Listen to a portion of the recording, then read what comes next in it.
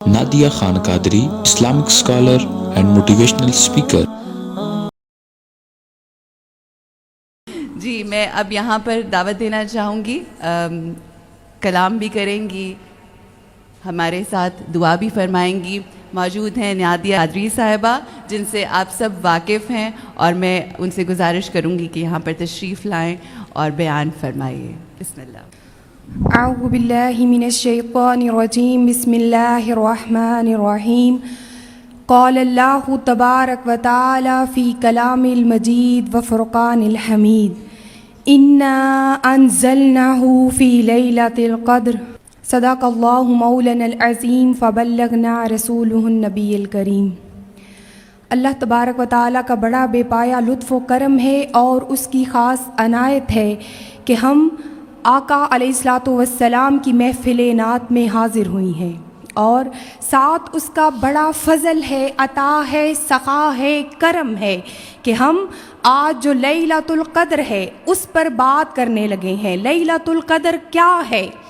لیلۃ القدر کو اللہ تبارک و تعالی نے کچھ ایسے اس کی فضیلت بیان کر دی، سورہ قدر ہم میں نازل کر کے، ہم پر نازل کر کے، اور پھر اس رات میں ایسا ایک خوبصورت کلام پاک ہمیں عطا کر دیا جو والضحیٰ کے مکھڑے والے پہ نازل فرمایا، اور پھر والضحیٰ کے مکھڑے والے سے جو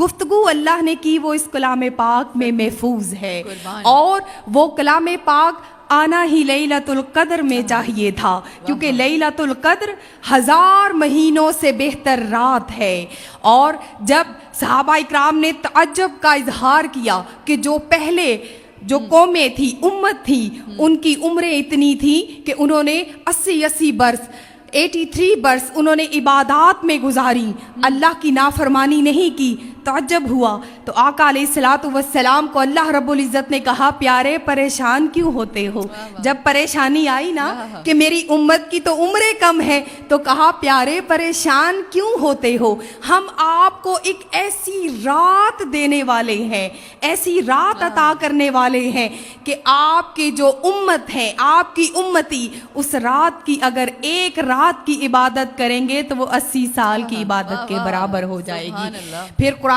مجید فرقان حمید کو نازل اس رات میں کیا اللہ تبارک و تعالی نے، اور نازل کر کے اللہ پاک نے فرمایا کہ ہم نے لیلۃ القدر میں قرآن پاک نازل کر دیا، اور لوح محفوظ کے ذریعے دنیا آسمان سے اتار دیا، اور وہ بیت العزت میں رکھ دیا، اور پھر 23 سال کے عرصے میں اس کو اتار دیا گیا، نازل کر دیا گیا۔ پھر اس میں اور ایک فضیلت مخفی ہے، چھپی ہوئی ہے، کہ اللہ کہہ رہا ہے تمہیں کیا پتا کہ لیلۃ القدر کیا ہے؟ لیلۃ القدر 1000 مہینوں سے بہتر رات ہے، اور یہ رات، اس رات میں فرشتے اترتے ہیں۔ حضرت انس رضی اللہ تعالی عنہ روایت کرتے ہیں، آپ کہتے ہیں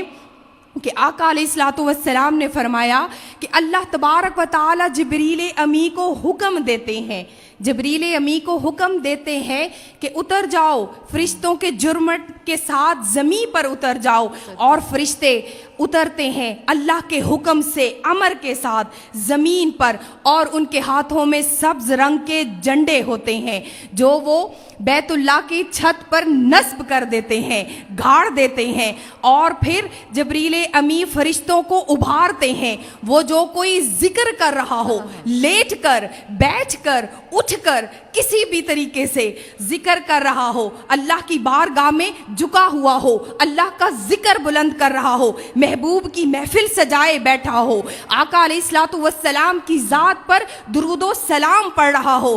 تو جبریل امی حکم دیتے ہیں، ابھارتے ہیں انہیں، اور وہ ان کے ساتھ ان کو سلام کرتے ہیں۔ اور جو کوئی ذکر کر رہا ہو اس کو فرشتے سلام کرتے ہیں، جو کوئی قیام اللیل کر رہا ہو، جو کوئی اللہ کی بارگاہ میں جھکا ہو، اس کو خود جبریل امی سلام کہتے ہیں، اور جو کوئی اللہ کے آگے سجدہ ریز ہو، خود اللہ تبارک و تعالی اس کو سلام بھیج دیتے ہیں۔ اور اللہ نے یہ ایسی رات عطا کر دی، ایسی برکتوں والی رات عطا کر دی، اور یہ صبح تک سلامتی اور امن ہے سراسر، اس میں امن بھی ملتا ہے، سلامتی بھی ملتی ہے۔ اور پھر اللہ تبارک و تعالی جب ان کا حکم آ جاتا ہے فرشتوں کو کہ اب واپس آ جاؤ، جبریل امی کا حکم جب پہنچتا ہے دوسرے فرشتوں تک کہ واپس چلو، تو فرشتے پوچھتے ہیں کہ انہوں نے جو عبادت کی ہے، انہوں نے جو ریاضت کی ہے، انہوں نے جو ذکر اذکار کیا ہے، اللہ نے انہیں کیا عطا کیا ہے؟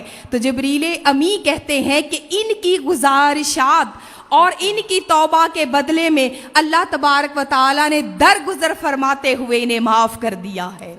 اب اور پھر معاف کرنے کے بعد کہا کہ اللہ نے ان کی طرف اپنی رحمت کی نظر کی ہے سوائے 4 لوگوں کے۔ صحابہ اکرام نے عرض کیا یا رسول اللہ صلی اللہ علیہ وآلہ وسلم کہ وہ 4 لوگ کون سے ہیں؟ کہا کہ وہ 4 لوگ وہ ہیں جو شراب نوشی کرتا ہے، ایک وہ شخص جو شراب نوشی کرتا ہے، ایک جو والدین کا نافرمان ہے، ایک وہ جو رشتہ داروں کے ساتھ حسن سلوک نہیں کرتا، ایک وہ ہے جو اللہ تبارک و تعالیٰ کی نافرمانی کرتا ہے اور کسی کے ساتھ تعلق نہیں رکھتا بلکہ اپنے دل میں بغض رکھتا ہے، کینہ رکھتا ہے۔ تو وہ 4 لوگ ہیں اللہ کی رحمت سے محروم ہو گئے۔ تو لوگوں، یہ اللہ کی دی ہوئی وہ رات ہے، ہم پر ایسی رات اللہ تبارک و تعالیٰ نے نازل کر دی کہ اس رات میں ہم نے اپنے ماں باپ کے قدموں میں اپنا سر جھکانا ہے۔ گھر روٹھے ہوئے ہیں تو ان سے معافی مانگنی ہے،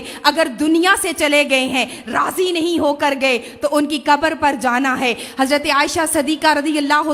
عنہا سے روایت ہے، آقا علیہ الصلوۃ والسلام سے عرض کرنے لگی یا رسول اللہ صلی اللہ علیہ وآلہ وسلم، اگر میں شب قدر کی رات کو پالوں تو کیا دعا مانگوں؟ تو وہ دعا کے مکھڑے والا کہنے لگے اللہ سے معافی کی طلبگار ہو جاؤ، اللہ سے معافی مانگو اور یہ کہو کہ اے مولا مجھے معاف کر دے، بے شک تو معافی کو پسند کرنے والا ہے اور میری توبہ کو قبول فرما لے۔ اللہ تبارک و تعالیٰ آپ سب کی توبہ قبول کریں گے، لیکن اس میں آپ کا کوئی ریاکاری نہیں ہونی چاہیے، کوئی ظاہری دکھاوا نہیں ہونا چاہیے، بلکہ اپنے گناہوں پر آپ کو شرمندہ ہونا چاہیے۔ یہ رات وہ ہمیں عطا کر دی ہے، رات اللہ تبارک و تعالیٰ نے، کہ جس رات میں ہمیں اپنوں سے بھی معافی مانگنا ہوگی، اپنوں سے بھی معافی طلب کرنا ہوگی، اپنے ماں باپ کا جو دل دکھایا ہے ان سے بھی معافی مانگنی ہوگی۔ اور یہ ایسی رات ہے کہ جس رات میں خدا کی قسم میں ایک بات کہنے لگی ہوں، عروج آپ کی محبت کی نظر، ایک رات یہ ایسی ہے اگر